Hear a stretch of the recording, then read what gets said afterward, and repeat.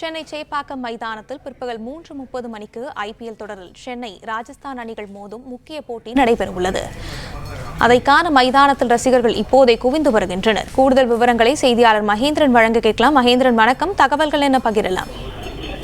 வணக்கம்.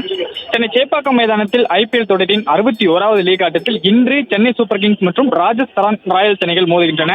மாலை 3:30 மணிக்கு இந்த போட்டி தொடங்க இருக்கக்கூடிய சூழ்நிலையில் மதியம் 1 மணியிலிருந்தே போட்டியை காண சேப்பாக்கம் மைதானத்தை சுற்றியுள்ள நுழைவாயில்கள் ரசிகர்கள் காத்திருக்கின்றனர். தற்பொழுது இந்த 2 மணி முதல் இவர் ரசிகர்கள் உள்ளே செல்வதற்கான அனுமதியானது வழங்கப்பட்டிருக்கிறது. ரசிகர்கள் உள்ளே சென்று வருகின்றனர். பிளே ஆஃப் சுற்றுக்கு தகுதி பெற சென்னை சூப்பர் கிங்ஸ் அணி இன்றைய போட்டியில் வெற்றி பெற்றே ஆக வேண்டும் என்ற கட்டாயத்தில் களமிறங்குகிறது. அது மட்டுமின்றி ஒருவேளை இன்றைய போட்டியில் சிஎஸ்கே அணி தோல்வியுற்றால் சிஎஸ்கே அணி வீரர் தோனியின் கடைசி போட்டியாக இது இருக்கக்கூடும் என கருதப்படும் நிலையில் ரசிகர்களிடையே இன்றைய போட்டியை காண ஆர்வமானது மிகுதியாக காணப்படுகிறது. குறிப்பாக மைதானத்திற்கு செல்லும் ரசிகர்களுக்கு வழக்கம் போல பல்வேறு கட்டுப்பாடுகளும் விதிக்கப்பட்டிருக்கிறது.